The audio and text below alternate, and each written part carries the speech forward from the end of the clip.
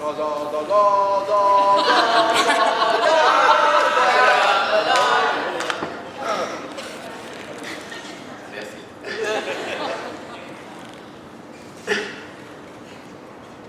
mots ne sont pas deux égaux lorsque les gens ont leurs défauts et si le féminin est beau, son écho souvent sonne faux. L'assertion peut sembler osée, volontiers on la croit biaisée, mais elle cache entremêlées quelques tristes réalités.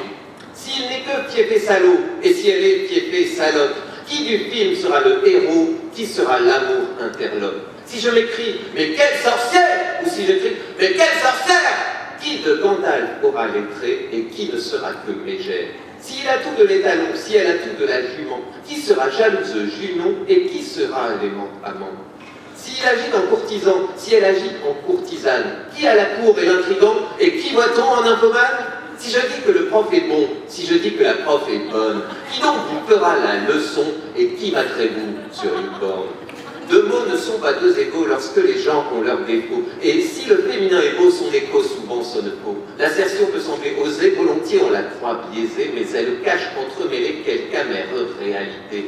Si son métier est entraîneur, si son métier est entraîneuse, qui dans le sport sera meneur et qui sera la taquineuse? Si jamais il est hystérique, forcément il y a un hic. Si jamais elle est hystérique, alors c'est étymologique. Bon garçon, lui, est de café, ou bien au pire, il est manqué. Mauvaise fille, elle, est de joie, et c'est rarement de son choix. Que ne dit-on homme de joie pour qui le soir fait le tapin? Que ne dit-on fille de foi pour qui prie au petit matin? La liste n'est pas exhaustive, mais je la crois démonstrative, car dame sémantique clive quand Monsieur Sens d'un coup dérive.